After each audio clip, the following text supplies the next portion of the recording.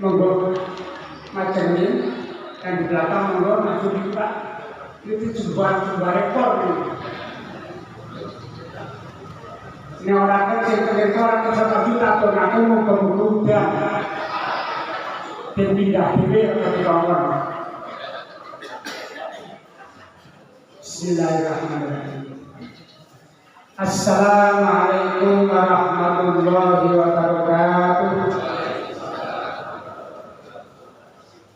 Alhamdulillah alladzi khalaqa wa'dah wa 'azza judah wa hazama al-ahzaba wahdah. Asyhadu an la ilaha illallah wahdahu la syarika lah wa asyhadu anna Muhammadan 'abduhu wa rasuluhu la nabiyya ba'dah. Allahumma shalli wa sallim wa barik ala sayyidina Muhammad wa ala alihi wa sahbihi wa man tabi'a hudah. Raditu billahi rabba wa bil islami dina wa bi Muhammadin nabiyyan wa rasula. Rabbi zidni ilma warzuqni fahma. Taqabbalallahu minna wa minkum. Allahumma ja'alna wa iyyakum minal 'aidina wal faizin. Wa qala Allah ta'ala a'udzu billahi minasy syaithanir rajim.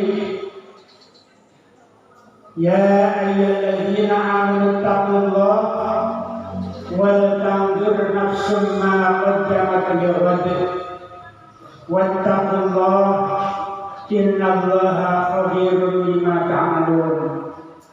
Shadaqallahul adzim. Bapak-bapak, ibu-ibu, jamaah kajian At-Tanwir yang dirahmati Allah Subhanahu wa ta'ala. Tentu ketika kita mengucapkan syukur, tentu syukur itu hanya pantas dan seharusnya kita sampaikan kehadirat Allah Subhanahu wa ta'ala. Karena kita semua yakin semua nikmat, semua anugerah itu hanya datang dari Allah. Sebelum kami menyampaikan beberapa hal pada kajian pagi hari ini, kami ingin mengingatkan bahwa pengajian At-Tanwir sebagaimana yang kita lihat di belakang itu adalah pengajian At-Tanwir pimpinan cabang Muhammadiyah Qatar. Artinya penyelenggara kajian ini adalah pimpinan cabang, sementara ranting sebagai pelaksana. Oleh karena itu sudah menjadi keputusan Majelis Tabligh sejak periode Muktamar yang lalu, Muktamar ke-47, itu setiap penyelenggaraan Ahad pagi harus diberikan ruang, diberikan kesempatan kepada pimpinan cabang untuk memberikan sambutan. Ini kami ingatkan pada seluruh ranting sebagai penyelenggara, jangan itu dihilangkan. Yang pertama tujuannya adalah karena pimpinan cabang sebagai penyelenggara, sehingga beliaulah sebagai yang bertanggung jawab. Soal misalnya nanti pimpinan ranting mau nyambut, boleh-boleh saja menyambut sebagai panitia pelaksana. Yang kedua tujuannya adalah agar pimpinan cabang ada interaksi, ada hubungan, ada pesan-pesan yang ingin disampaikan kepada seluruh pimpinan ranting, bahkan sampai pada warga Muhammadiyah yang saat itu hadir di pengajian ini. Kalau kesempatan sepekan sekali ini tidak dimanfaatkan, maka mungkin pimpinan cabang baru akan ketemu dengan pimpinan ranting mungkin dalam rapat-rapat formal, mungkin setengah tahun sekali. Itu baru bertemu, baru bisa menyampaikan pesan pada pimpinan ranting. Sementara terhadap anggota ketemu kapan. Oleh karena itu, masa-masa seperti harus kita manfaatkan sebaik-baiknya. Bapak Ibu yang menghormati, pengajian pagi kali ini dalam situasi pasca Ramadan, dalam situasi masih bulan Syawal, di mana-mana kita memiliki tradisi setiap pasca Ramadan itu mengadakan halal bihalal. Kita tidak perlu membahas istilahnya, tapi kita semua telah tahu apa itu halal bihalal. Oleh karena itu, walaupun di sini tidak ada spanduk yang terpampang halal bihalal warga Muhammadiyah misalnya, tapi ini kami manfaatkan untuk menyampaikan hal-hal yang terkait dengan halal bihalal. Kemudian apa dan bagaimana seharusnya ketika kita mengadakan acara halal bihalal? Apakah cukup kita dengan bertemu, makan-makan, kemudian saling bersalaman? Tentu itu hanya satu bagian saja untuk lebih menyemangati kita. Tapi intinya halal bihalal itu yang pertama adalah kita saling memberi dan meminta maaf. Walaupun orang bersalah, minta maaf tidak harus ditunda. Tidak harus ditunda sampai bulan Syawal. Karena mestinya kalau orang bersalah, merasa dia bersalah, saat itu juga segera minta maaf. Namun demikian, sekali lagi, karena ini merupakan satu tradisi yang baik, yang di dalam bahasa agama disebut ma'ruf, ya. Sehingga kita melaksanakan ya'muru bil ma'ruf. Ma'ruf adalah kebaikan yang terjadi sesuai dengan tradisi di mana seseorang hidup. Jadi yang pertama adalah saling memberi dan minta maaf.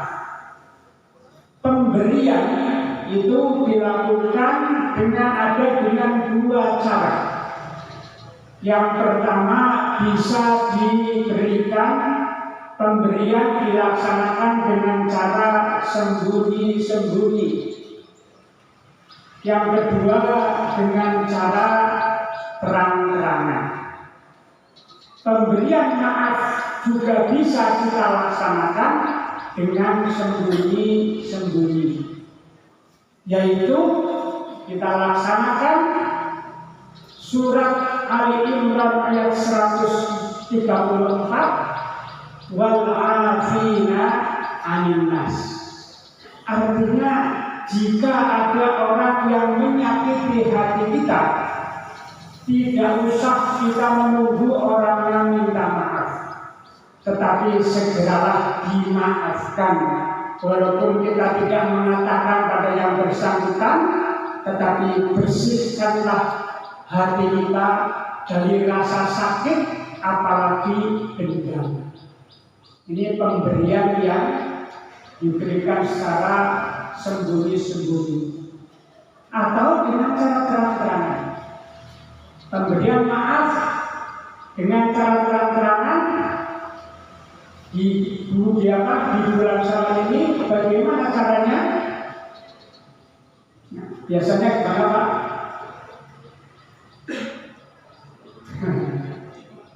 Yang umum, yang umum kan kita saling memaafkan dengan cara minal aidin wal faizin. Terus jawabannya apa? Podo-podo. Niki saling memberi maaf, meminta, tapi belum sampai pada substansi. Karena kalimat minal aidin wal faizin sama sekali tidak ada hubungannya dengan minta maaf.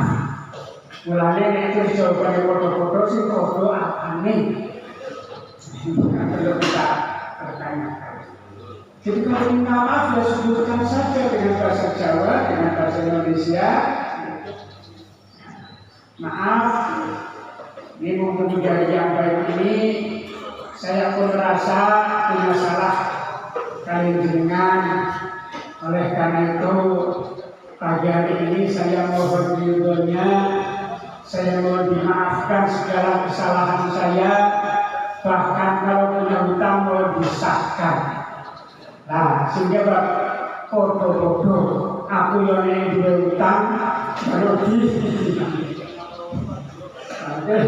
Karena itu nyambung itu kalimatnya, podo-podo itu nyambung dengan bahasanya.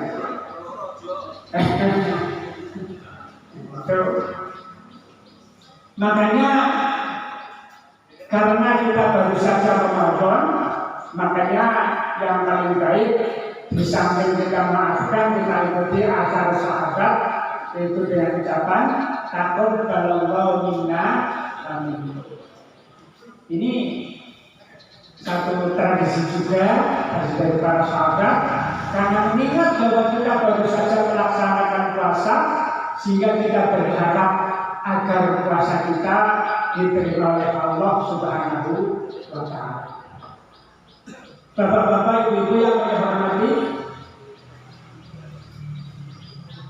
yang kedua tadi di samping inti daripada halal bihalal itu saling memberi dan minta maaf. Yang kedua, dalam acara halal bihalal ini harus saya katakan harus ada kajian saling ingat mengingatkan, harus ada tawasau bil haq, tawasau bis sabr, harus ada kajian-kajian yang intinya kita mengevaluasi diri, mengevaluasi. Tadi ayatnya surat Al-Hasyr ayat 13, ayat 18 sudah saya sampaikan bahwa intinya Allah memerintahkan pada kita, hai orang-orang yang beriman, bertakwalah kamu pada Allah, wal tanzur nafsum ma qaddamat liyawm, dan tengoklah ke belakang apa saja yang telah kamu laksanakan, kemudian kita programkan ke depan apa yang akan kita laksanakan, baik yang terkait dengan keperluan dunia juga keperluan akhirat. Sekali lagi hal ini penting karena kita segala sesuatu bagi kita ini kalau kita niat yang ikhlas menjadi ibadah, apalagi kita baru melaksanakan ibadah tahunan, sehingga kita mengevaluasi puasa kita.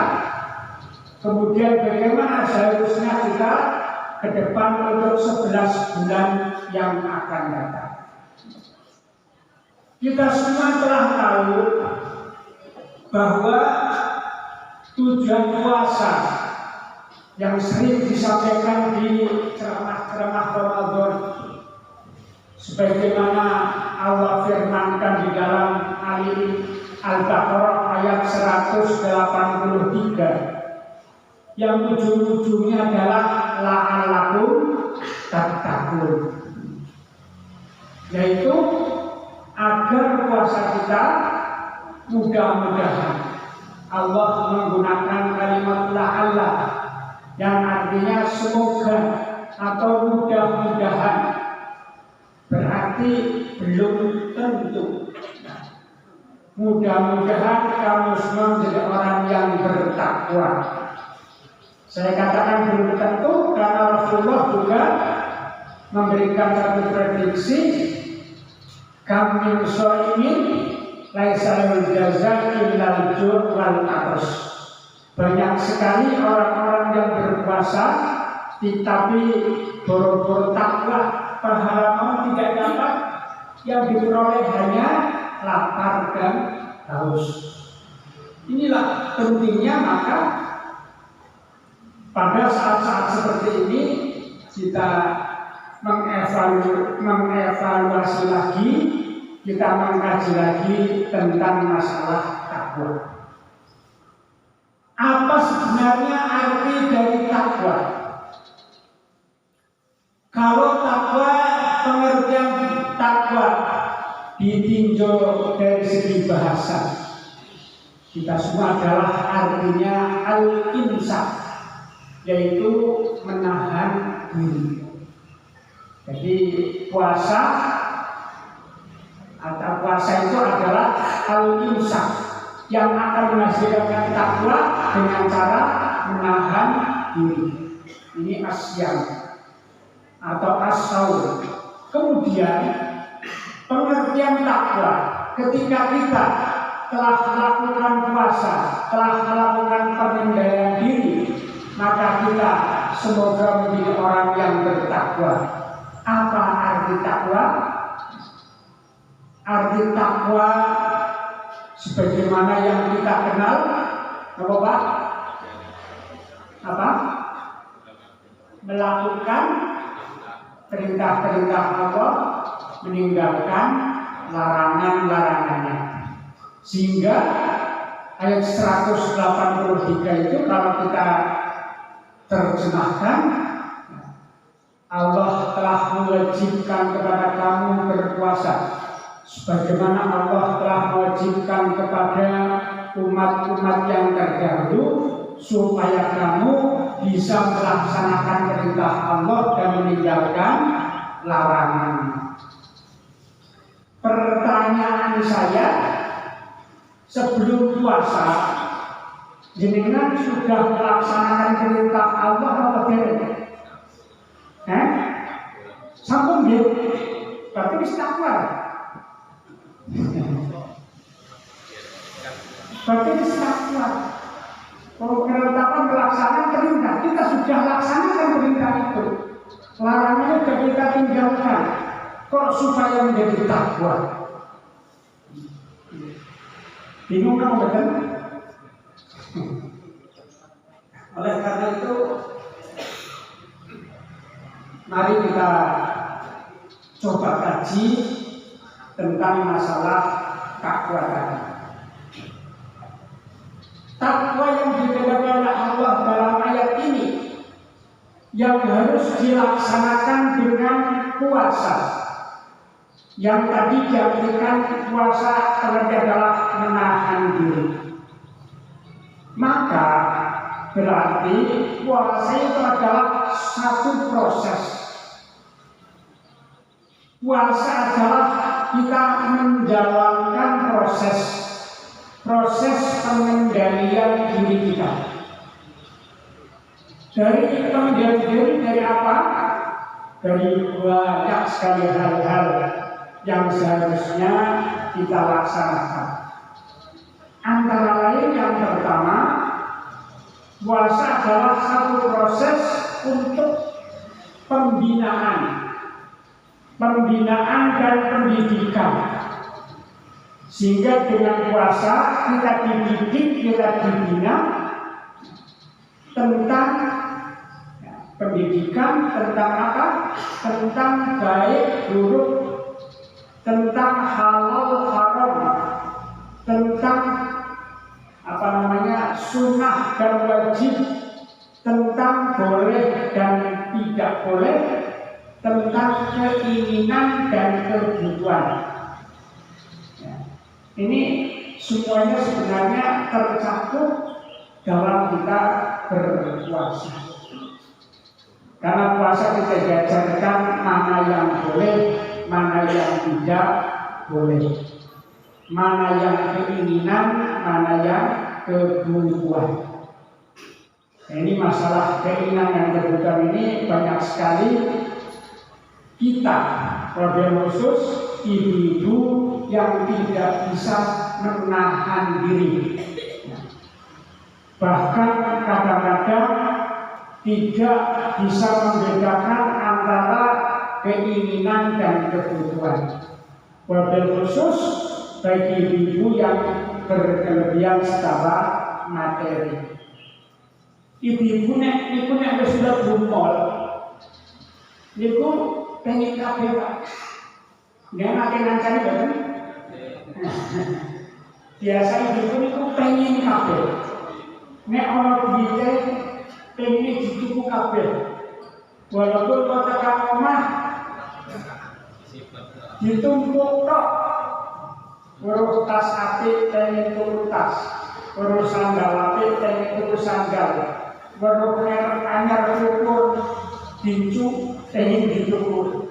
Padahal di rumah sudah ada. Ini namanya kita hanya mengikuti keinginan.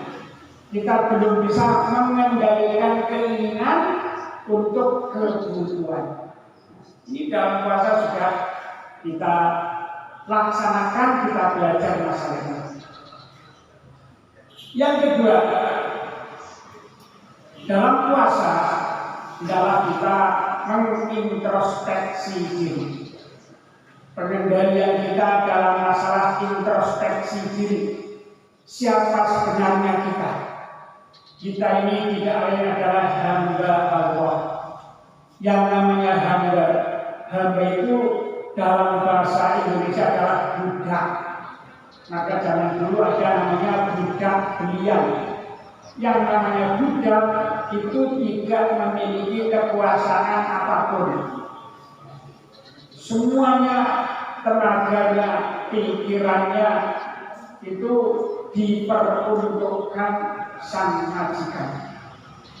Nah, begitulah dengan puasa, mestinya kita merasa kita sebagai hamba Allah, kita sebagai budak Allah, maka semuanya hendaklah tidak ada lain hidup kita adalah mardhatillah. Ini mardhatillah hanya untuk mendapatkan ridho dari Allah.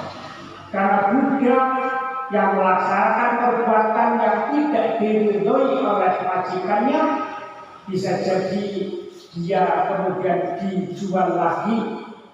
Majikannya sungkan ini, sungkan duweni, budak kok males dikongkon angel. Maka jadilah kita hamba yang taat pada Allah. Kalau kita ingin benar-benar menjadi hamba Allah, silahkan pelajari surat Al-Furqan ayat 63 sampai 77 ayat. Di situ ada 12 kriteria hamba Allah. Wa ibadur rahmanil ladzina yamshuna 'alal ardi hauna wa idza qala jahilina qalu salamatan, seterusnya sampai akhir surat. Ini puasa mestinya menyadarkan kita bahwa kita sebagai hamba Allah. Yang ketiga, puasa ini adalah sarana untuk melatih kita berdisiplin, baik disiplin dalam masalah ibadah maupun disiplin dalam masalah muamalah duniawi.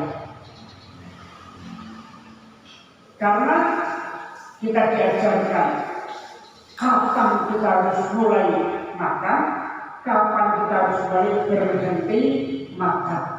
Itu minimal disiplin yang kita peroleh di dalam puasa. Dan alhamdulillah di dalam bulan Ramadan, latihan disiplin itu kita semua sudah lulus. lulus disiplin khususnya waktu mendengar azan maghrib. Ketika kita puasa, begitu mendengar azan maghrib, ada nggak yang menunda? Boten, kurang 5 menit sebelum ditunggu kok. Orang sirene orang muni-muni, begitu nih langsung. Ini alhamdulillah disiplin yang paling baik. Kemudian dilanjutkan setelah buka, nanti kita mendengar azan isya. Disiplin apa betul? Kata si warung Indonesia. Jadi satu-satunya disiplin yang kita taati bermakna adalah disiplin waktu maghrib. Mestinya tidak demikian.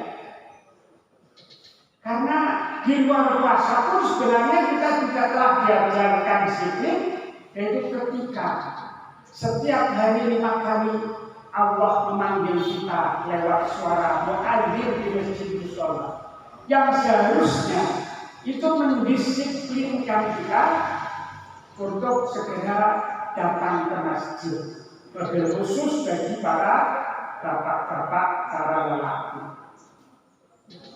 Ini disiplin di dalam urusan ibadah,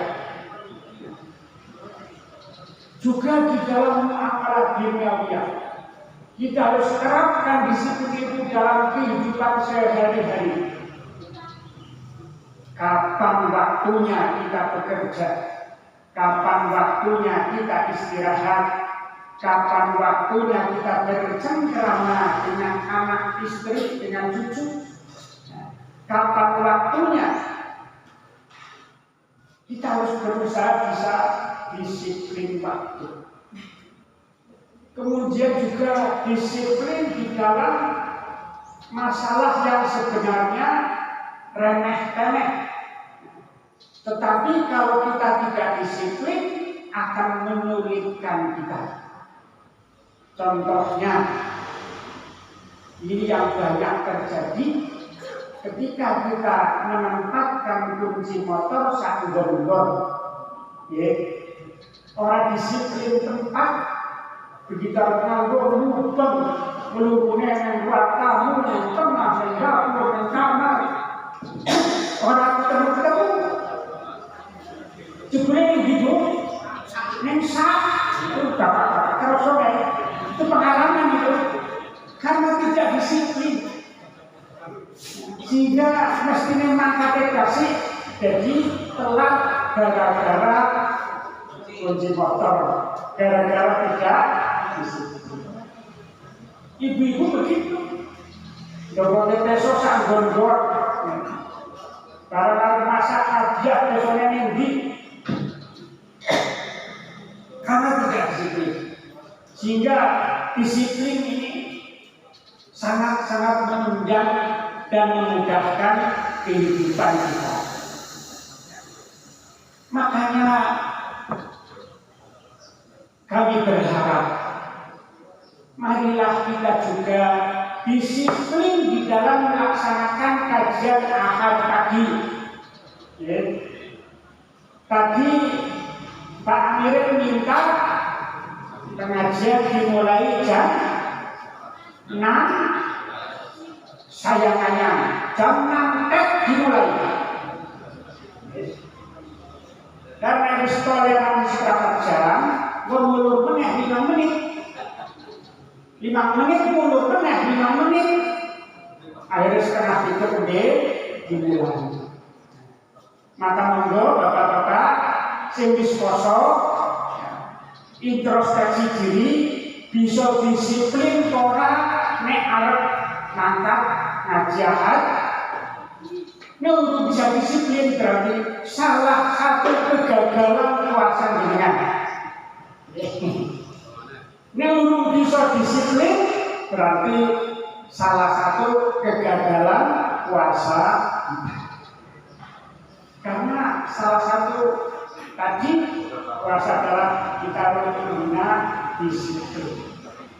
Mengapunten. Yang saya tahu kajian-kajian Ahad pagi di yang saya pernah di Rawasari itu jenis keliling alor ya, atau di Turko Lariatan, semuanya itu jam 6 tet dimulai. Dan lingkung itu jam 6 tet dimulai. Nek pembicaraan teman itu kan orang bakal tindakannya. Ini lingkung betul. Itu kajian lingkung berkata seperti itu. Jadi supaya yang disiplin bukan hanya jamaahnya, tetapi yang akan memberikan materi juga harus disiplin. Nah diatur Pak nanti mulai jam 6 mulai. Dan rekor-rekor itu yang terjadi itu jam. Anda lihat ini Pak, jam 6 tet mulai, jam 7 tet selesai. Nah, ini bagus namanya disiplin. Kira-kira sanggup badan Bu, Pak? Sanggup badan? Tak titeni akhir ngarep nanti dulu. Kata saya dia monggo. Kita belajar menerapkan hasil puasa kita. Salah satu contohnya adalah disiplin waktu. Karena waktu yang hilang, yang pergi tidak akan pernah kembali. Sehingga 10 menit, 15 menit yang kita tidak manfaatkan akan sia-sia. Yang keempat, bahwa puasa akan meningkatkan ketahanan fisik maupun ketahanan mental. Karena dengan puasa, kata Rasulullah, subuh tasiru. Berpuasalah supaya kamu sehat. Ini artinya dengan puasa akan kita meningkatkan daya tahan tubuh kita. Daya tahan tubuh secara fisik adalah daya ada tubuh yang sehat. Kemudian secara mental adalah dengan puasa kita banyak sekali godaan lapar, godaan haus, godaan hal-hal yang merusak puasa.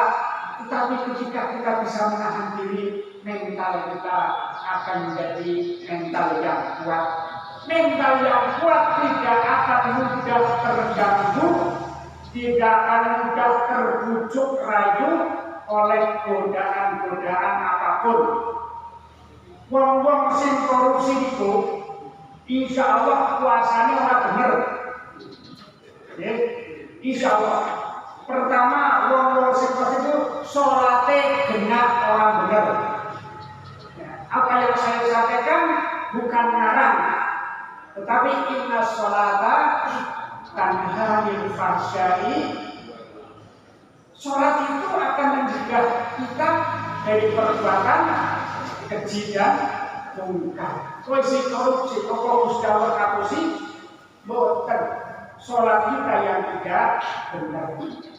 Ketika orang yang korupsi, berarti puasa kita belum benar.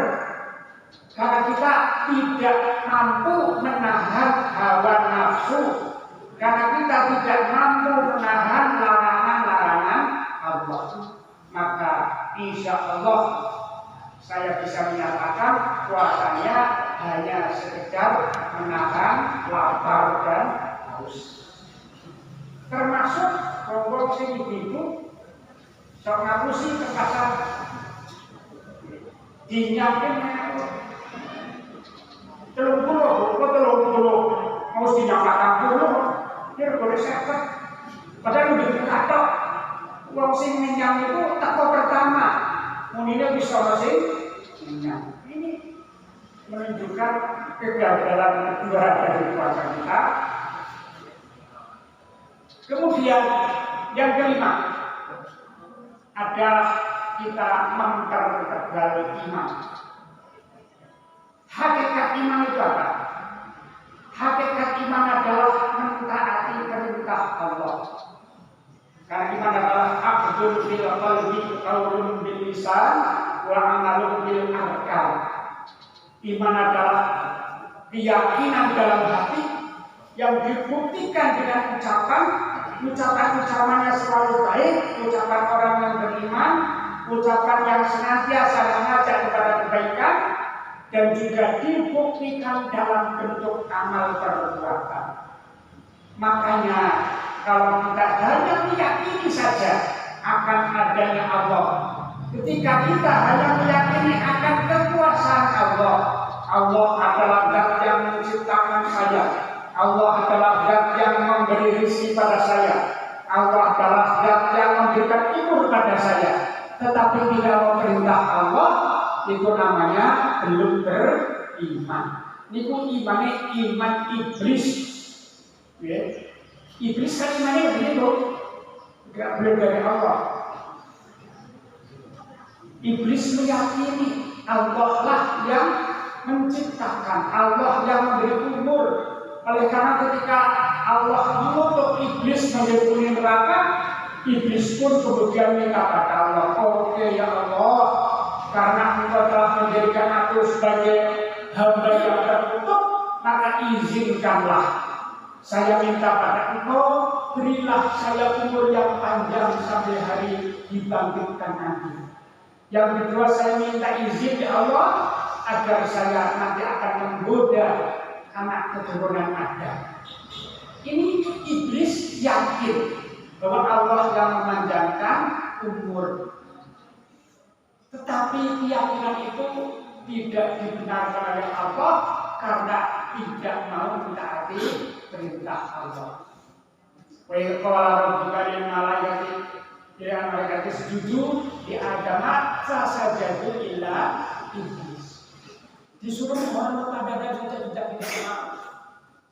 Maka inti daripada iman, dengan kita puasa kita semakin kuat keimanan kita, karena di dalam puasa banyak sekali kita diperintahkan untuk menjalankan perintah-perintah Allah dan Rasulullah Sallallahu Alaihi Wasallam.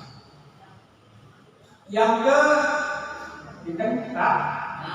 keenam, memperkuat semangat dengan niat. Jadi memperkuat semangat dengan niat. Niat itu motivasi. Ketika kita puasa, kita diperintahkan untuk berniat berpuasa. Rasulullah SAW menyampaikan, "Malam ibadi siam, qabla fajri, fala syamalah." Barang siapa yang tidak menetapkan niat puasa sebelum datangnya fajar, maka baginya tidak ada puasa. Karena ternyata niat itu akan memberikan motivasi yang besar bagi kita, sehingga kita kuat menahan lapar dan haus. Coba dengan orang niat poso, hari besok belum sarapan, belum ngombe, jam 09.00 kira-kira rasanya berikut. Wah, jelas sangat. Tapi karena niat puasa, walaupun dengan kelainan orang sahur, itu insya Allah kita akan bertahan.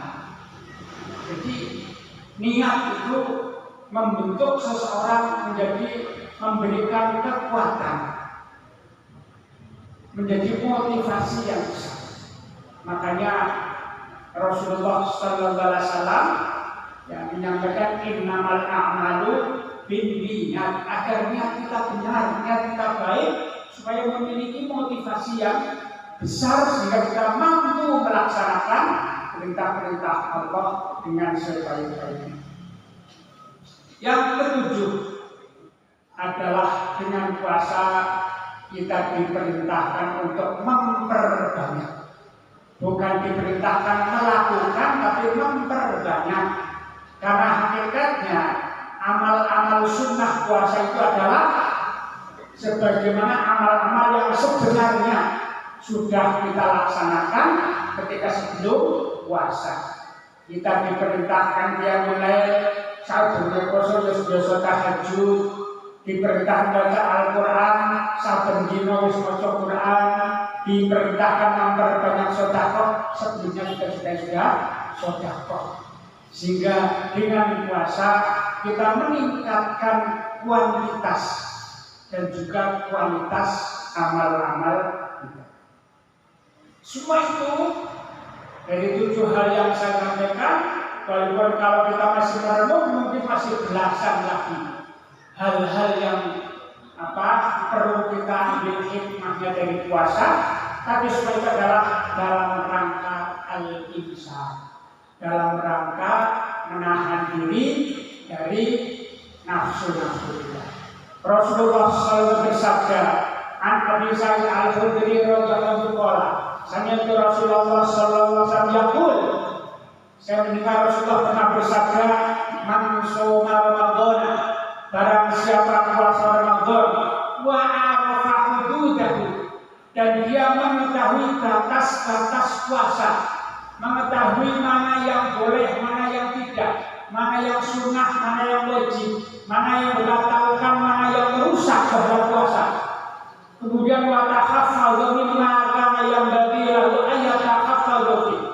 Kemudian mereka mau menahan diri dengan apa-apa yang seharusnya memang harus kita menahannya, maka kaffaro maka qablahu, maka Allah akan menghapuskan kesalahan-kesalahan, menghapuskan dosa-dosa kita yang lalu. Ini yang diungkapkan dalam teks hadis yang lain yang sangat terkenal, "Man shoma Ramadhana imanan wa ihtisaban, ghufira lahu ma taqaddama min dhanbi." Bapak-bapak, ibu-ibu, jamaah yang dihormati, sedang kami ini Pak.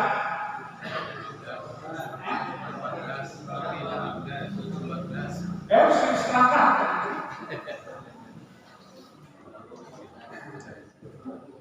sebenarnya masih banyak, tapi karena waktu ini kami berikan kesempatan kalau ada yang mau bertanya, untuk Mbak dibuka.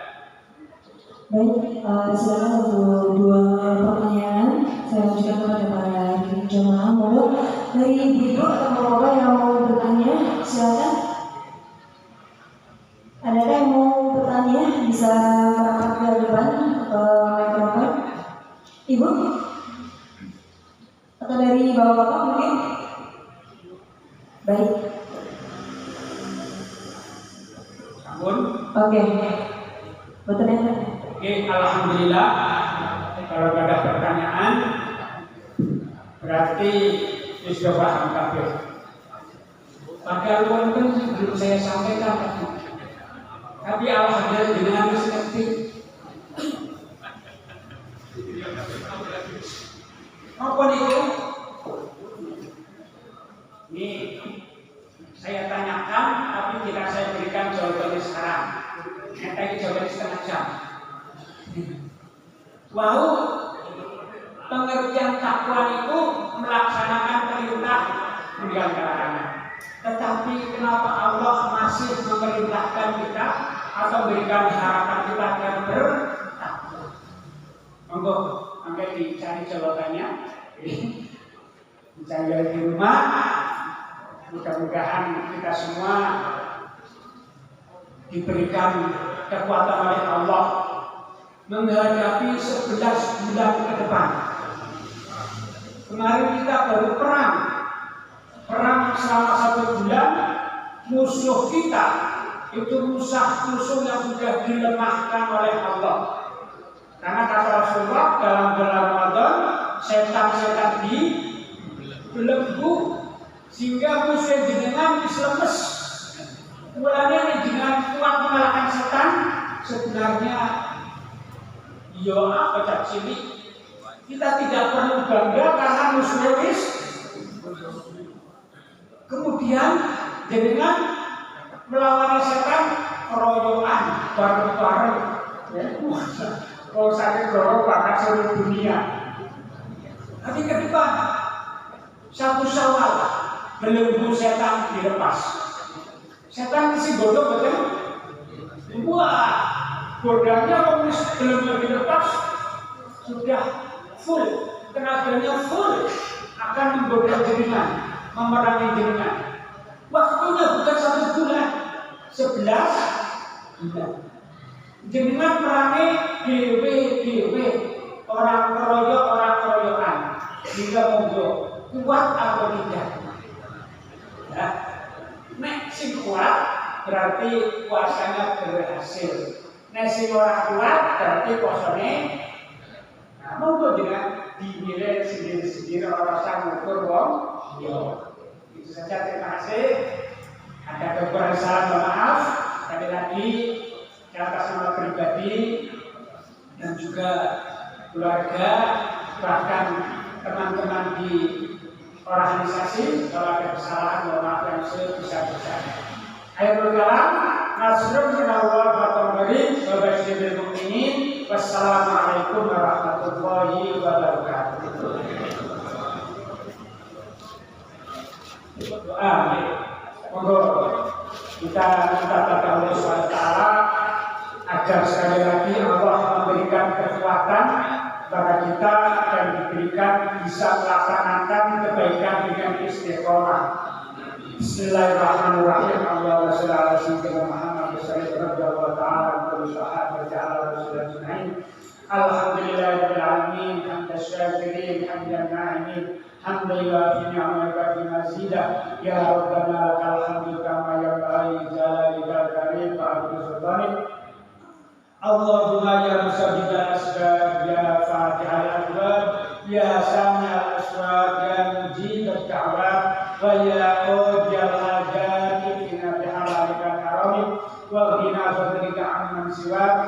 Allahumma sabba alayya al-khairu sabba, wa la taj'alna salihan ma'ataitana, wa la taj'al ma'ishatana kadda. Allahumma yassir alayna yusra kama yassartahu ala ladina min ibadika sholihin. Allahumma ahsina bidatana fil umuri kulliha wa ajirna min khizyid dunya wa adzabil akhirah.